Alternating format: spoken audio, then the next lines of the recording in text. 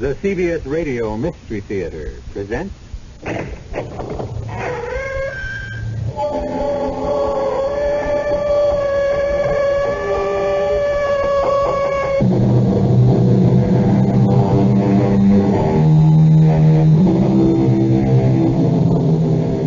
in. Welcome. I'm E.G. Marshall. Our tale is all about dying. Not about death, but about the actual moment of dying and how it should be approached and dealt with. I think a lot about the moment of dying. My own, of course. I picture myself in a beautiful and rather picturesque bed. Something I don't own at the moment, but I have time. I'll get around to it. My lovely wife, who will survive me, holding my feeble hand.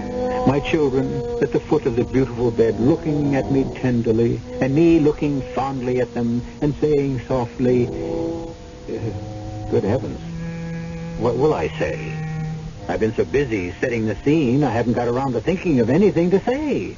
Aren't you coming? I can't. Why not? It's easy. I can't. Not right now.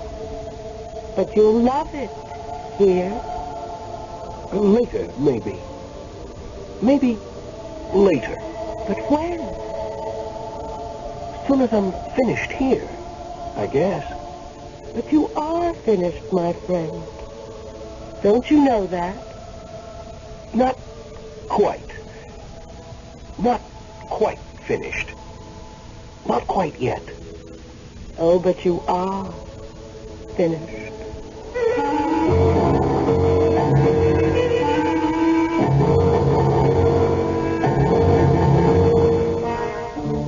Our mystery drama, Death is So Trivial, was written especially for the Mystery Theater by Elspeth Eric and stars Tony Roberts and Christopher Tabori.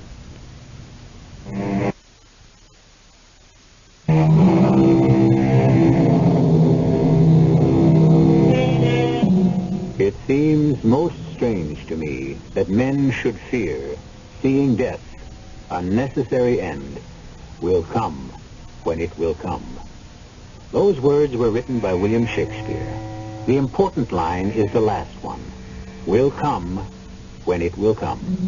Not when it is expected, not when it is convenient, not even when it is desired. No, death will come when it will come, which is the theme of our strange tale. There I was, walking to work as usual, taking deep breaths to expand my lungs, noting the time at regular intervals to be certain I'd arrive at the library on the dot, waiting for every street crossing light when...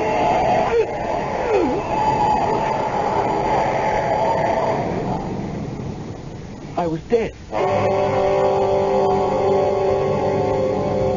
I suppose that sound was the last to come out of my mouth, and nobody heard it but me.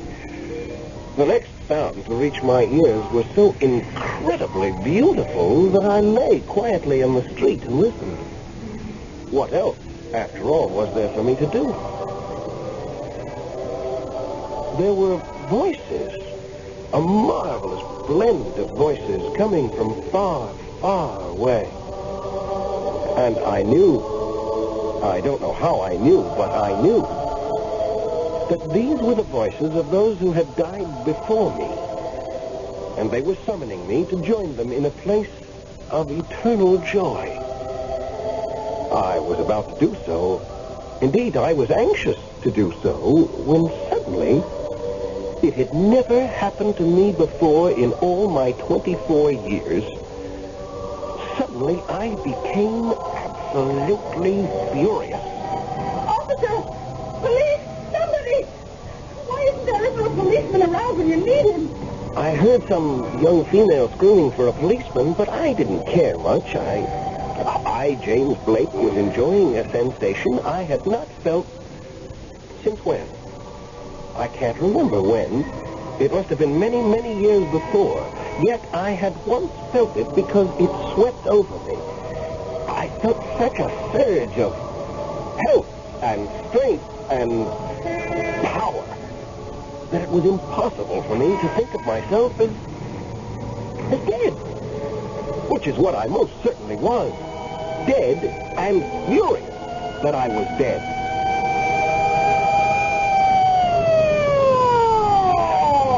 I saw the whole thing.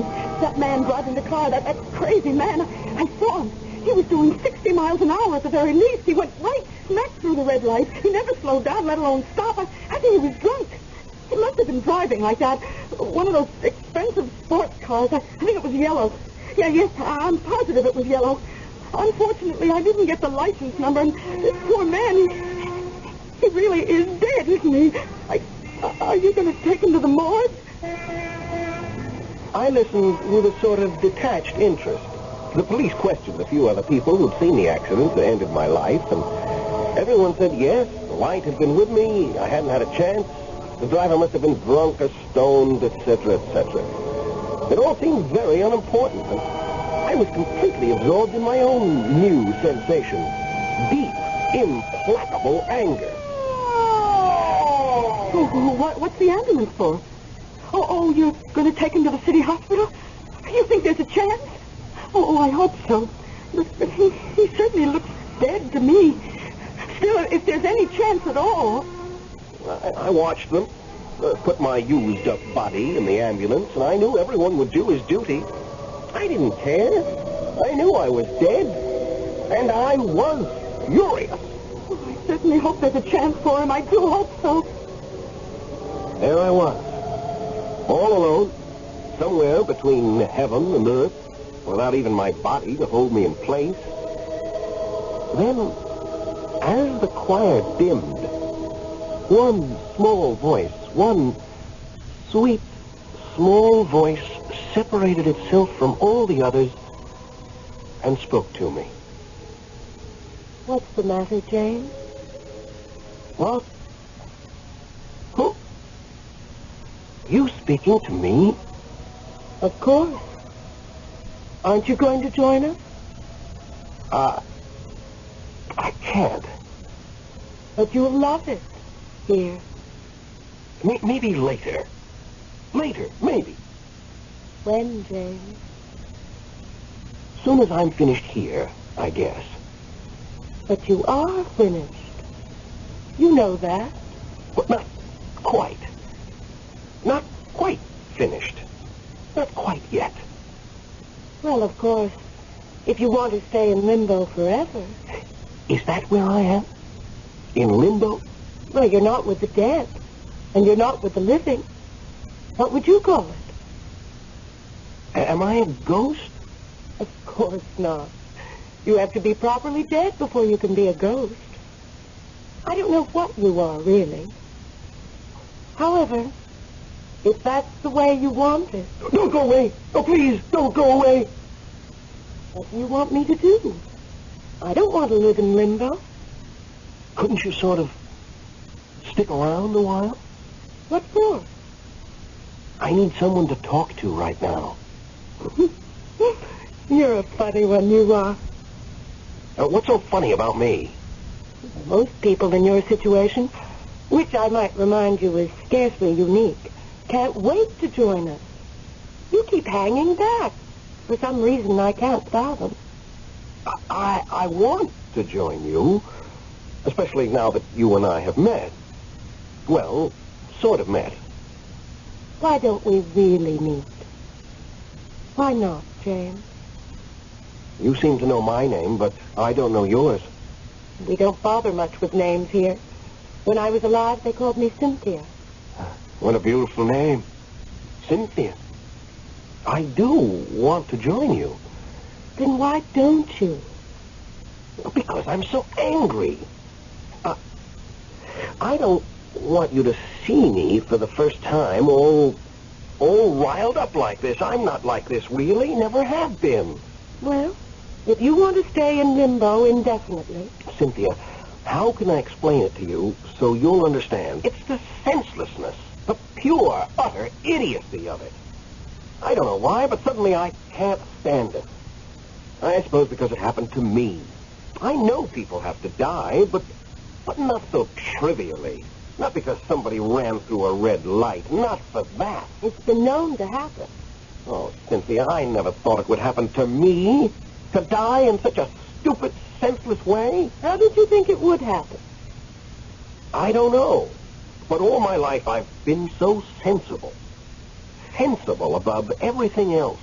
Never caused trouble, never got mixed up in anything. Never made waves? You do understand. Of course I do. And now, well, I may not have had much of a life as I look back on it. It wasn't much, but it could have changed. And anyway, damn it, it was mine, and no boozed-up bonehead had the right to snatch it away from me. I'm so mad I could spit. Oh, James. Cynthia, you may not believe this, but right this second I feel more alive than I ever did while I was living. I believe you. There must be other people right here in this town who are going to die for no reason at all, just by accident. Cynthia, I can't leave this earth till I stop all these ridiculous deaths. All of them? All of them. I'm going to dedicate my entire afterlife to it. I shall not have died in vain.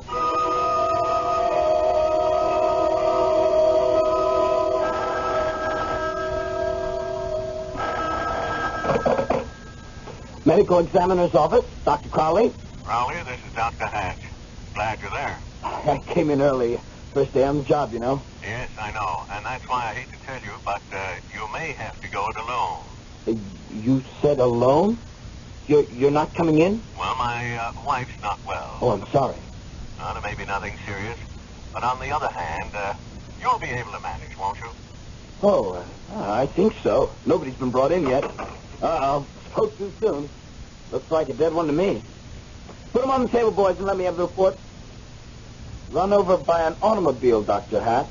Looks like a dead one to me. Well, you know the procedure, Dr. Crowley. Just forge ahead. Yes, sir, I will. I'll be in as soon as I feel I can leave my wife. Oh, Dr. Hatch. Yes? Yes, what is it? Maybe this one isn't dead after all. I can't see any signs of respiration, but on the other hand, he looks... Looks how? He looks so angry, Doctor. I better get to him right away. I never saw anybody look so angry. You must be alive. Nobody could be dead and look so enraged.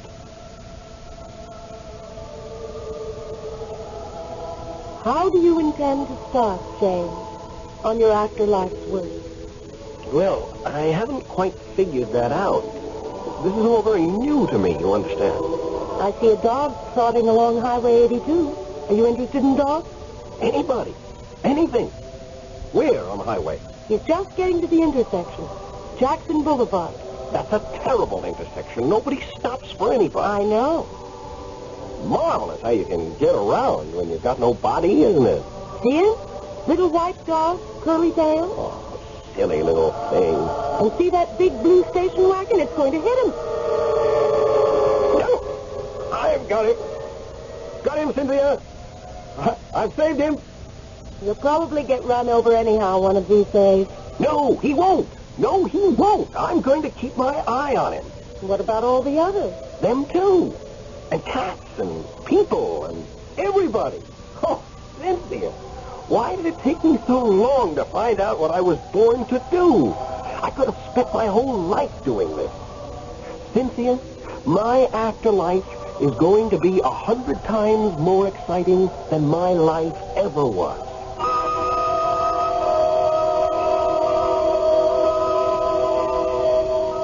I don't understand you at all, my friend. Your facial muscles should be completely relaxed. Come in. Oh. I know I'm not supposed to be here. No, you're certainly not supposed to be here. Yes, but I saw the accident, and I was interested. The officer said they'd bring him here. Is that him? Look, you can't come in here. I just want to know if there's any hope. May I, please? There's no hope. Yes. That's him. He's dead. Oh, my gosh. What is it? He's moved. He's moved.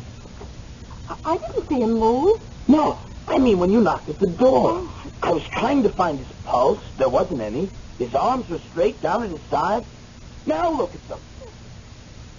Across his chest, like he was hugging something. Or carrying something. This man can't be dead. He can't be.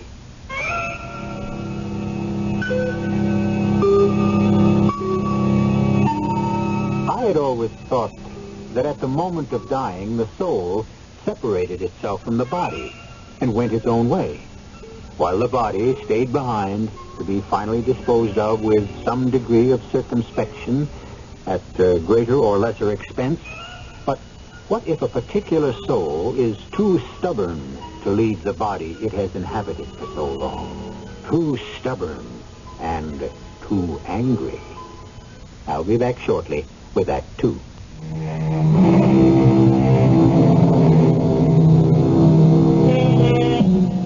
Our hero, James Blake, appears to be leading a double life, in spite of the fact that he is dead. His spirit is floating in the ether between heaven and earth, pausing only long enough to save some innocent from accidental demise, while his body lies on a slab at the city hospital, watched with both horror and fascination by a nervous intern and a young girl. He doesn't look mad anymore. Mad? When they first brought him in, he had such a look on his face. You wouldn't believe a person could look so angry. As though somebody had played a dirty trick on him and he wanted to get even. Well, a man who's just been run over. A dead man? You're positive he's dead? His heart isn't beating. He isn't breathing. Well, couldn't he be in a whatchamacallit? Coma. Yeah. Maybe. Or in shock. Even so, there ought to be some sign of life.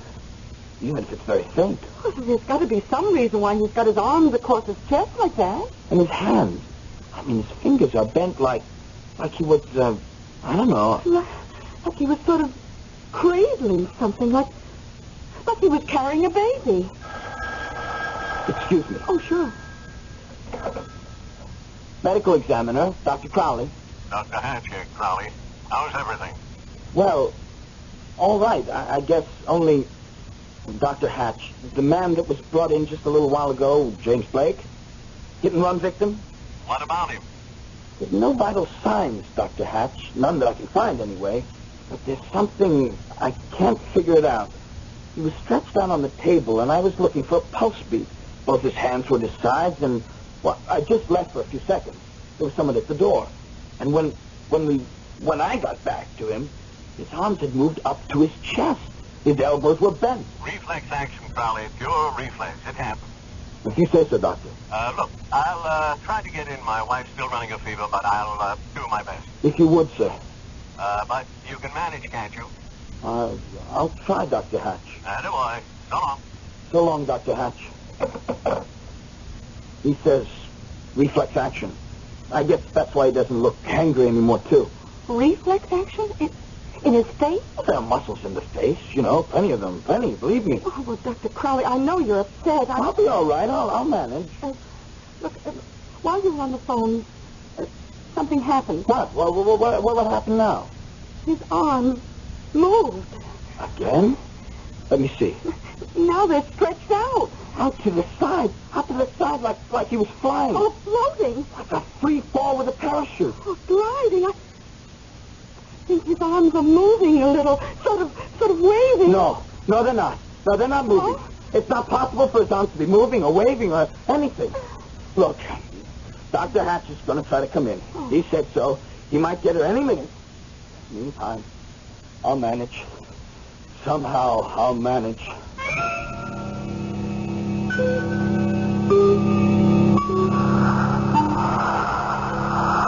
Cynthia? Cynthia?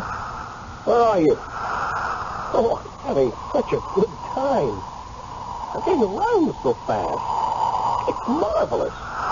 Oh, the things I have seen. The things that I've done. Cynthia? Where are you? I've so much to tell you. I'm here, James. Cynthia, there was a lady at a dinner party, and they were having lamb chops. Little tiny lamb chops. And she said, oh, my, what a treat, and how delicious. And she picked one up in her fingers, and she started, Cynthia, it went down the wrong way into her esophagus, and she was choking, and the other people pounded her on the back, and she was turning blue. And I just reached in and pulled out the lamb chop, and she's all right. She was on the point of dying, but now she's all right. That's very nice, James. And let me tell you about the holdup. The one in the bar? You saw it? I'm not sure I saw the same one. Well, this one was in a cheap little bar. This man came in with a gun. He started waving it around like a crazy man, and I thought somebody's going to get killed for sure. So I went to the police box on the corner, and I turned an alarm, and sure enough, when the holdup man heard the police siren, he ran out of the bar so fast. So nobody got hurt? Oh, wait, I haven't finished telling you. The holdup man ran down the street, see? And with the police after him, and he turned into an apartment building and started running up the stairs. I guess he was trying to get to the roof. So I followed him. Of course, it was easy for me. So when he got to, about the fourth floor, I guess, all of a sudden, door opened. Door to one of the apartments. What's going on here? Well, the whole holdup man swiveled around, and he had his gun in his hand, and he pointed it right at this man standing in the doorway. I slammed the door so fast, Cynthia, just in time. That was very nice, James. And then there was this woman who got up in the middle of the night to take some medicine, and she went into the bathroom, and she didn't turn on the light. Oh, I have done that so many times. It's anyway, she took the wrong medicine out of the medicine chest, the wrong bottle, a bottle full of something that would have killed her. I knocked it out of her hand. She thought she was just clumsy, but she did turn on the light, and then, well, imagine how she felt. I can imagine. And imagine how I felt. James, listen. I haven't given you a chance to say anything, have I? It's just that I am having such a wonderful time, leading such a wonderful life. What did you want to say, Cynthia? I said listen. I am listening. Don't you hear it? Yeah, hear what? That jetliner is in trouble, James. I hear it. I hear it. 258 people on that jetliner. I see it. I'm coming. Wait for me. I'll get there. Oh, I wish I knew more about airplanes. At the library once, I read a book. I can't remember exactly what it said. You'll remember. I don't know. We'll think of something. Right, yes. I'll think of something. Wait for me. Wait for me. I'll think of something. I will. I'll get there in time.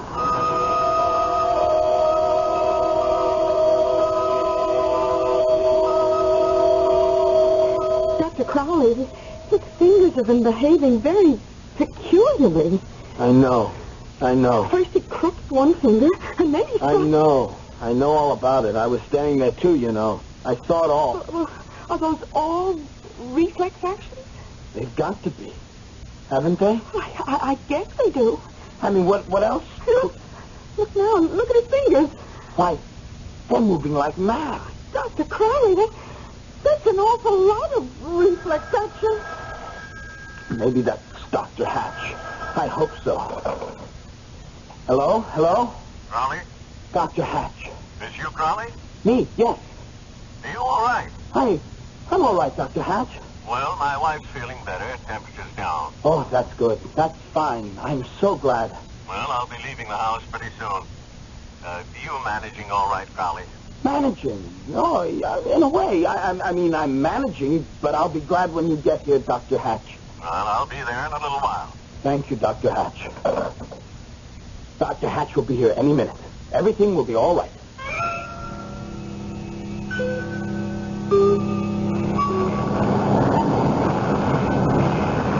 I hope this is right, what I'm doing. It's bound to be, James. I hope... What's this little gadget?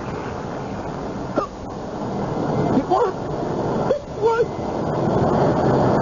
200 people, you said, Cynthia. 258. My goodness, that's my best score yet. I think there's a war starting. A what? A war. Lots of uniforms, guns. Looks like mobilization. Cynthia, I can't handle a war. Lots of people are going to get killed, James. I know, but... All by accident. I suppose suppose that's true. It is true. But to save everybody from getting killed in a war... Cynthia, I'm only one spirit. I'm all by myself in this thing. Oh, well, maybe there won't be a war. I just couldn't handle it by myself. Maybe it won't happen.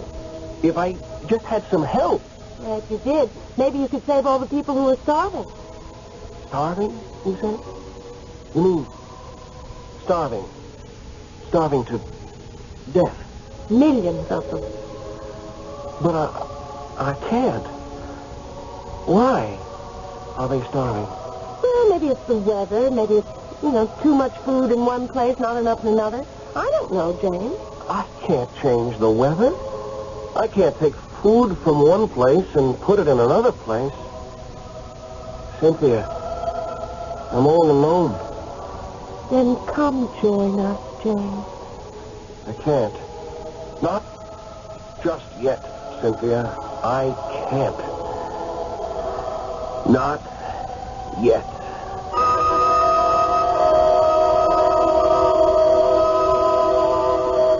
I got a different stethoscope. I thought maybe the other one... He's quiet now. There's no heartbeat. None at all. It wasn't the stethoscope. Oh, he's really dead, all right. For a minute I thought it was me. Thought I was losing my hearing. When I couldn't find any pulse, I thought, maybe I've gone numb. Some fright or nervousness or something. Are you still nervous? Well, not as nervous as I was. Now that he's stopped all that. Oh, reflex action. Well, he's very quiet. Very, very quiet. After all, he's dead. Yes, I suppose he is. You suppose? He is dead. Oh, I know that, but... But what? What? What are you staring at? His face. What about his face? Well, look at it. He looks very, very peaceful. Just like the way he's supposed to look. The way all dead people are supposed to look. I know, but look closer. Look at his eyes. Did you ever see a dead person who was crying?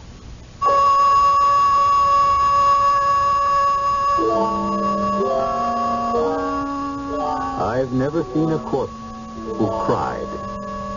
Still, why shouldn't the realization that all things are swallowed up in death be a cause for tears?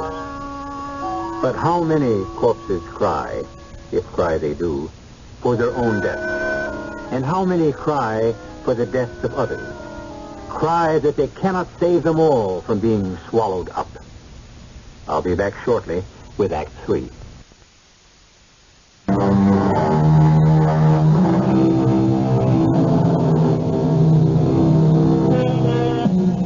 We left the body of our hero, James Blake, age 24, lying prone on a table in the headquarters of the medical examiner's office at the city hospital, while the spirit of that same James Blake floated through the great spaces between this world and the next, bound on a great mission to rescue all those destined to die as he had died by sheer accident. He hasn't moved for quite a while. And he isn't crying anymore, Dr. Crowley.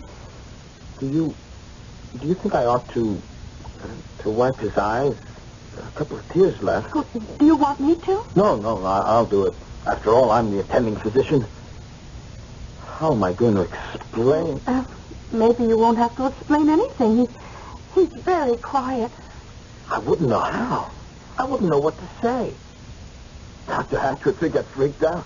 Look, why don't you go get a drink? It might help. A drink? I'm on duty. Well, at least go get yourself a cup of coffee. I think it would do you good to get out of here for a few minutes. Oh, what if Dr. Hatch? Oh, well, I'll tell him something. What could you possibly tell him? Who would you say you are? Well, I'll say I'm your fiancé. Oh, by the way, my name is Daisy. My name's Fred. Well, go on, Fred. Go get yourself some coffee. You need it. Oh, well, I'll be right down the hall. The nurse's station. There's a coffee machine. Call me if he does anything. I will. Don't worry.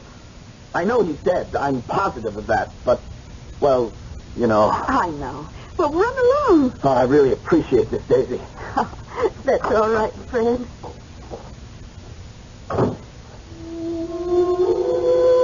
Why were you crying, Mr. James Blake? What made you so unhappy? First you looked angry, and then you looked almost pleased. And then you cried, followed you here. I was the one who called the police, and they called the ambulance. I never saw you when you were alive, but I've seen you almost constantly since the moment you died. Oh, please, tell me why you were angry. Tell me why you were pleased. Tell me why you cried. Oh, please, tell me, Mr. Blake. Oh, I better answer. Yes? You wish to speak to? Dr. Crowley, this is Dr. Hatch. Oh, yes, Dr. Hatch. Well, Dr. Crowley had to step out for a minute. He'll be right back. He said to tell you if you called or if you came in. Tell him I'm just about to leave the house, and I'll be there about 10 or 15 minutes. Oh, I'll tell him. Oh, please, James Blake, please tell me why you cried.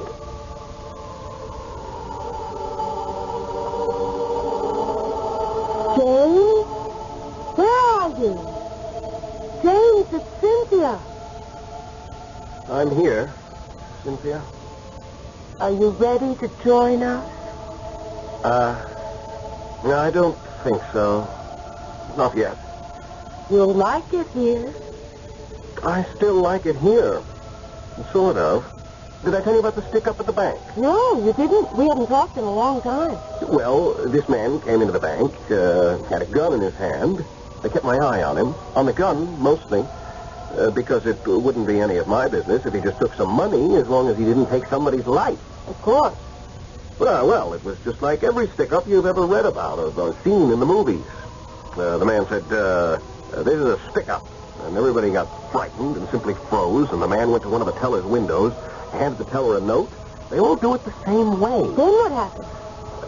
Well, as I said, everybody got frightened and froze. Everybody did except one old lady. This old lady wasn't frightened, and she didn't freeze. She walked straight toward the man with the gun. She said in this loud sort of a voice, Just what do you think you're doing? You've got no right to take other people's money, don't you know that? I'm ashamed of you. Ashamed of you. The man with the gun ran out of the bank, and that was that. What about the old lady? Well, she cashed a check, and then she left. Well, what about the gunshot? Oh, well, I caught the bullets in my hand. It's really quite easy once you get the hang of it. You've done it often? Oh, sure. Crazy people are always shooting up places or defending themselves against people who never meant them any harm or just showing off. James, you sound so sort of tired.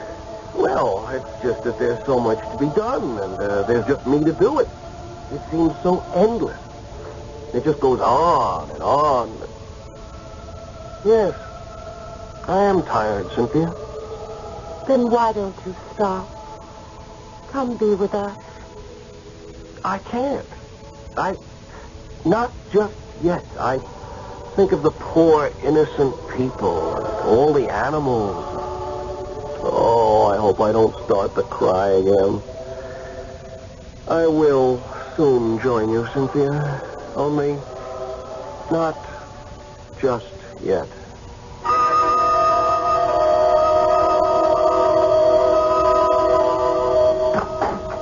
I brought some coffee back for you. Oh, thank you, Fred. How is he? Oh, he's been very quiet. Oh, Dr. Hatch called. He says he'll be here soon at 10, 15 minutes or so. That's good. He moved his hand. Just now, he moved his hand.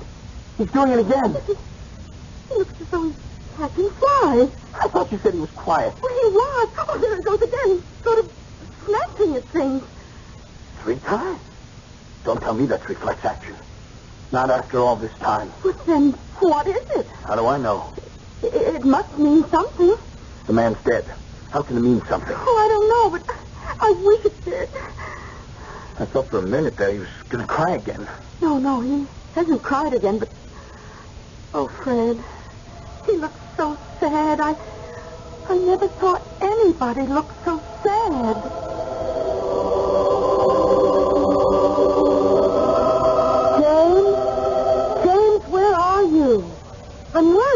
James, where are you? I'm here, Cynthia. Oh, my dear. You sound so tired. That's because I am tired. Tell me what you've been doing. Well, there was this little old couple from Grand Falls. They were shopping for a sewing machine. She thought she wanted a sewing machine.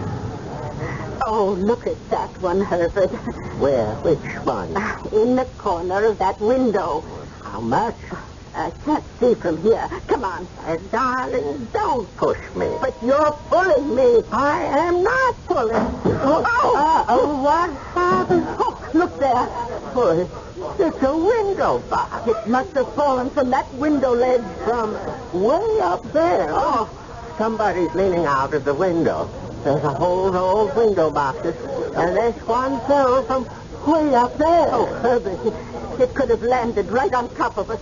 Still disposed for sure. If you hadn't pulled me. If you hadn't pushed me. When I think what might have happened if you hadn't pulled me. You mean if you hadn't pushed me? I didn't push.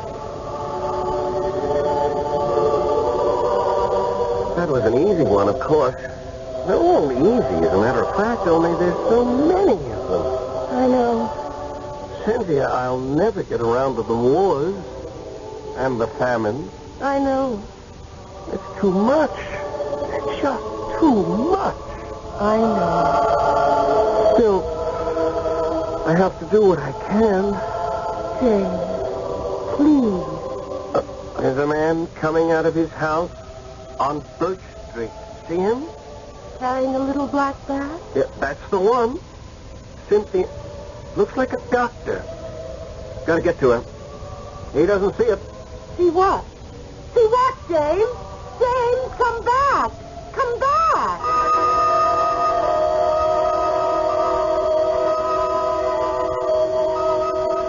I've checked everything for the umpteenth time. I'm positive he's dead. Imagine. I even did that old-fashioned trick of holding a mirror in front of his mouth to see if it would cloud up. Well, Dr. Hatch will be here soon.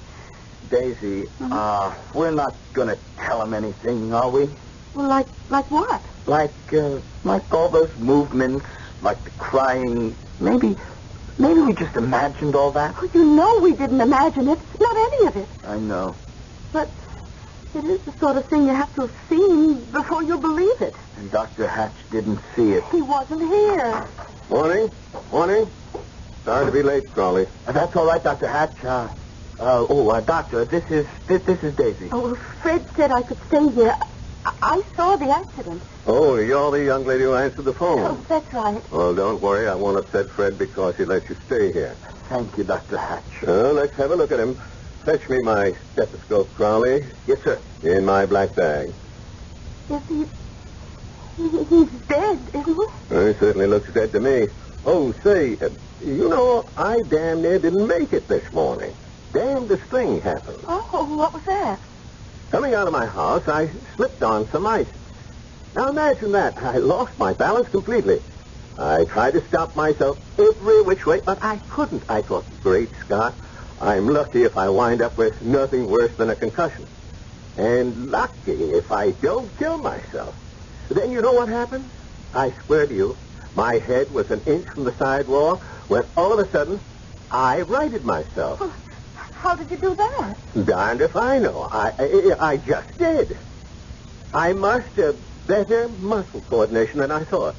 I swear it felt as though somebody had caught hold of me and put me back on my feet. Well, this one's dead all right. Been dead for almost an hour, I'd say. Yeah, about an hour. Hey, look at him. What is it, Dr. Hatch? Look at the expression on his face. I never saw a cadaver look like that. He's smiling. Big, broad smile. Never saw such a happy-looking corpse in my life. Actually smiling.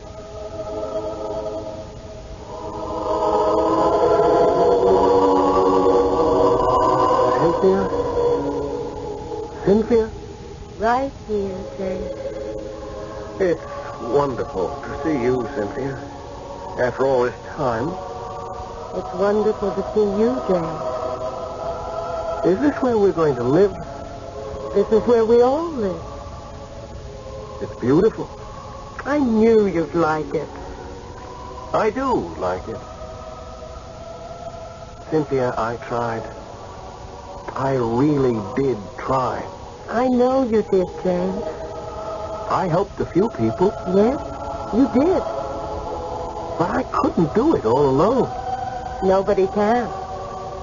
Cynthia, imagine a war where no one got killed. Yes. Imagine a world where nobody starved to death. You're smiling. Come along. They're all waiting for you.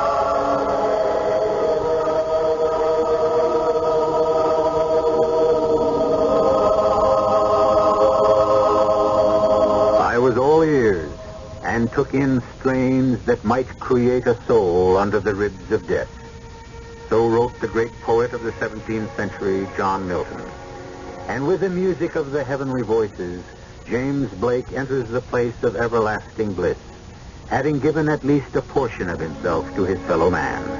If not in life, then in death.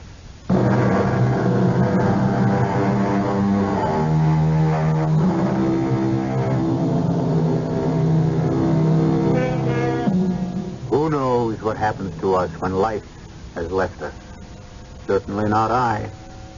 Why couldn't it be that the soul lingers for a while? As long as no one really knows for sure what the soul does when stripped of its body, why not pretend? Why not imagine that it leaves the body gracefully and a little regretfully, pausing to consider what it is losing before dashing off to see what it is gaining? Our cast included Tony Roberts, Christopher Tabori, Suzanne Grossman, Bryna Rayburn, and Dan Acco. The entire production was under the direction of Himan Brown. And now, a preview of our next tale. Don't let me go there, Barney. To that place. Please, Rachel, don't talk like that. If I let go, bring me back. Oh, Rachel. You're so strong, you can do anything. You can do anything. Rachel. Promise. You'll bring me back. Rachel. Promise. Well, I... You're different from other people. Barney, you're wonderful. I know there are things you can do. Oh, Barney, promise. Well, I promise. And I'll help. I'll try as hard as I can to help. And the two together, we can do it. We can bring me back.